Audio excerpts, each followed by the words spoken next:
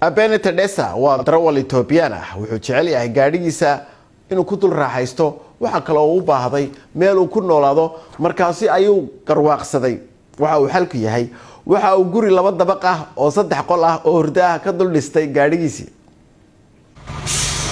waxaan jeclahay inaan gaadhigayga ku dul cunteeyo waana sababta aan u hindisay inaan guri ka dul dhiso baabuurkan.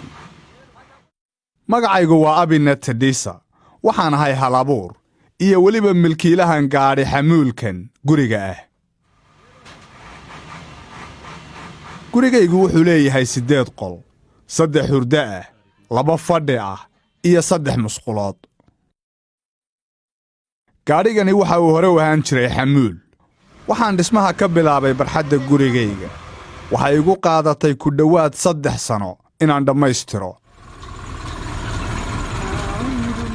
ku noolaashaha guryaha caynkan ah waa arrin aan caadi ahayn.